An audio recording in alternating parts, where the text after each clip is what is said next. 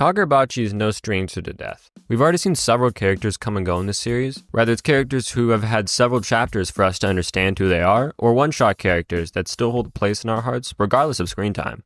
However, how long till death shows its face again in the series, and who's up next to the chopping block? So let's go over the cast and see whose fate seems near, and who I think will make it to the end of the series. First up, let's go over the main cast of the series.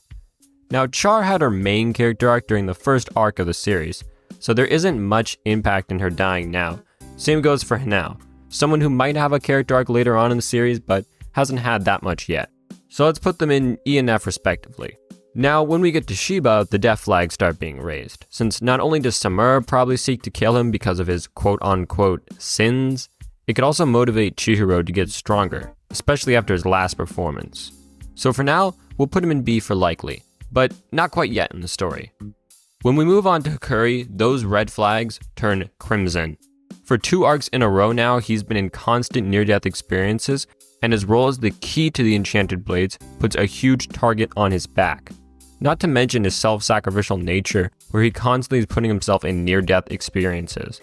So until Hakuri comes to understand his life has worth, I feel like it's a pretty obvious A. Now, although Chihiro has already died in the story, funny enough, what are the chances he does so again? Well, I personally feel like the story will lead to Chihiro learning how to move on after seeking revenge, maybe forming a life with his new family and allowing himself to live in peace with those he loves. So I'll put it in C, since there is a chance Hokuzono might take his story in a different direction, but we just don't know that much right now. Now we have the Blade Wielders, and it does not look good for these guys, especially so far.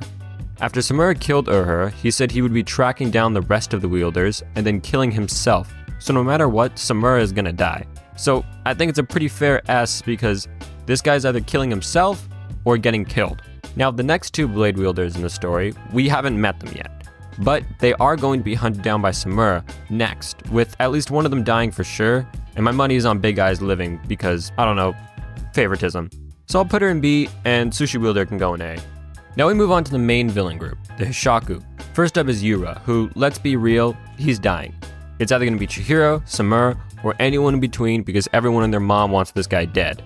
So I don't expect him to be living by the beach at the end of the series. I'm pretty sure it's a pretty easy S for Yura. Now Hirohiko is an interesting character because although he could go further into the deep end and believe that the only way for him and Chihiro can be true friends is to kill each other, but I can see him turning over a new leaf. Maybe not truly becoming good, but just developing a worldview where he doesn't have to kill Chihiro to be friends with him. So let's settle this on a C for the time being, since he could go either way. Now let's talk Kamunabi. There are a lot of Kamunabi agents, the most important being Azami, who every day feels closer and closer to becoming a traitor, but maybe he really is just a pure heart who wants what's best for his pseudo-nephew. So he could either become a traitor who would get killed by Chihiro, or a level 1 that dies for him, so it feels like his chances of dying are maybe even higher than Shiba's, so he's probably going into A. Now what of Hiyuki, the strongest soldier in the Kamunabi? Well, she seems to also want to be in the front lines against the Hishaku, so I do expect to see her in the story again very soon, and her bond with Chihiro will probably increase the more the story goes on.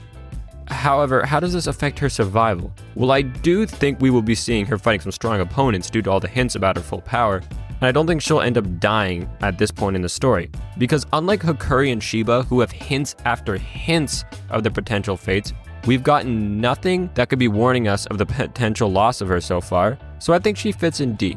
For the time being, there's just not enough around her for us to be scared of a traumatic fate. Oh, and Tefuku's an F because goats can't die. Now what are the various Kamunabi heads? Where do their fates lie? We don't know anything about them except that they do know the location of the Blade Wielders, and they will probably be one of the main forces against the Hishaku alongside Chihiro, but that does mean quite a few of them will be in the front line, so I do expect to see a few heads roll pretty soon. So let's put them in B, since we're going to lose a few of them, but I don't imagine the whole council is going to die.